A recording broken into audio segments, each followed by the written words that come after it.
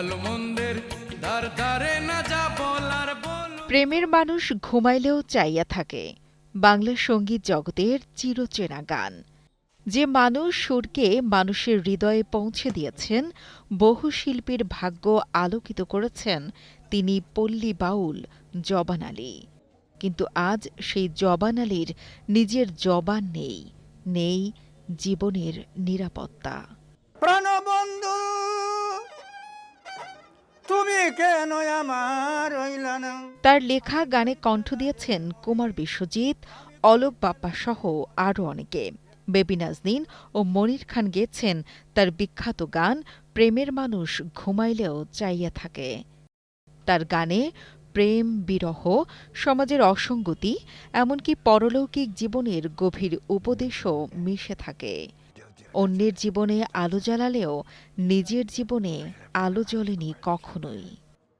দীর্ঘদিন গান যে পল্লীগীতি নিজে লেখছেন, গাইছেন, মরমী গানগুলা ওনার দাদা, ওনার বাবা এই সংস্কৃতির সাথে সম্পৃক্ত। উনি উত্তরাধিকারী সূত্রেই একজন বাউল সাধক।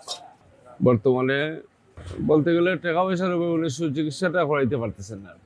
সংস্কৃতিমালা মানুষের জন্য সমাজ এবং রাষ্ট্র ওনার পাশে দাঁড়ানোটা আমি ব্যক্তিগতভাবে প্রত্যাশা রাখি। সময় আমরা গান বাজনা করি, তখন শাহ আব্দুল করিম, দুরমেন শাহ, কামাল পাশা, সত্তার মিয়া, বারিক মিয়া, এরা গান বাজনা করেন। তার সাথে আমরা যন্ত্রিক হিসাবে বাজাইছি।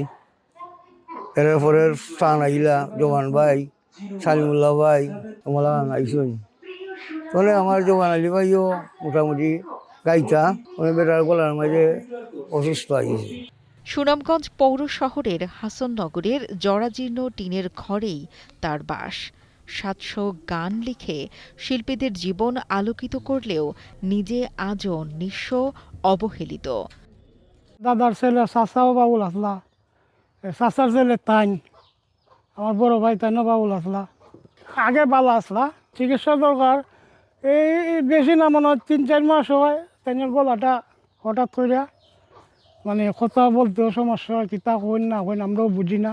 আমার আব্বা তাই অনেক বছর ধরে গান লেখন, আর তাইনের হলে বর্তমানে একটা রোগ, শেষ বয়সও আত হওয়ার সমস্যা, গলাতে একটা সমস্যা, অনেক তাই চিকিৎসার লাগিয়া কোনো অনুদান পায়রা না ঠিক মতো। এখন বর্তমানে আমরারও আর্থিক অবস্থা তেমন ভালো না, যার ফলে আমরার বাপরেও কিছু করতাম পারলাম না। দয়া হইলে আমার আব্বারে যদি একটা কিছু দেখই না করুন, মরণের আগ পর্যন্ত আপনারা একটু সুযোগ সুবিধা দিলে ভালো হয় আর কি, আমরা গরিবের লাগিয়া। জীবনের সব আয়োজন এখানে একসাথে। ১২ বছর আগে নিজের কবর নিজেই খুঁড়ে পাকা করে রেখেছেন জবান আলী। পাশে জায়গা রেখেছেন মসজিদ নির্মাণের জন্য। মরে যাওয়ার পরেও মানুষ যেন ভুলে না যায়, এই বিশ্বাসেই এই উদ্যোগ।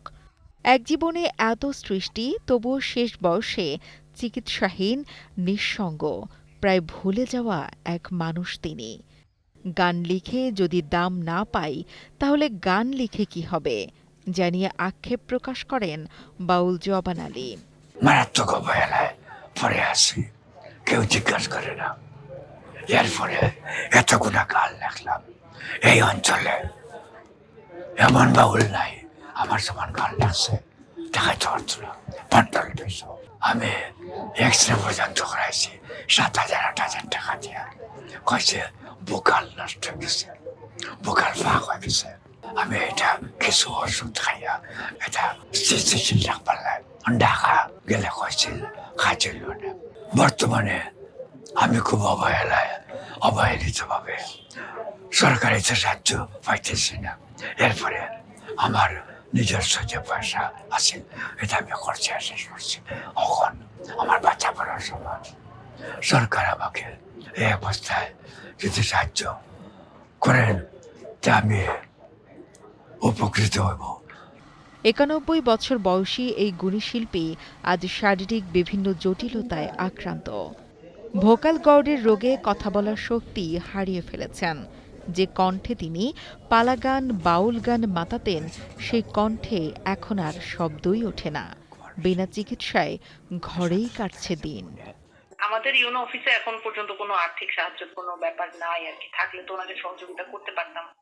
শ্রদ্ধেয় জেলা প্রশাসক স্যারের সাথে দেখা করতে পারেন আর কি বিষয়টা নিয়ে। যদি আসে আর্থিক সাহায্য, তাহলে আমরা মাথায় রাখলাম একটা আবেদন দিয়ে যেতে বললেন। আর্থিক প্রণোদনা বা আর্থিক সহযোগিতা আসে, আমি ওনাকে অবশ্যই বিবেচনা করবো আর কি। সারা জীবন প্রেমকে সুরে সাজিয়ে মানুষের হৃদয়ে আলোকিত করেছেন। আজ সেই জবান আলী নিজে সুরহীন, চিকিৎসাহীন। শেষ বয়সে এই গুণী শিল্পীর স্বপ্ন পূরণ ও চিকিৎসা নিশ্চিতে যেন সরকার তার পাশে দাঁড়ায়, এই প্রত্যাশা সকলের। সায়াদ হোসেন সবুজের পাঠানো তথ্য ও ভিডিও চিত্রে ডেস্ক রিপোর্ট, কালের কণ্ঠ।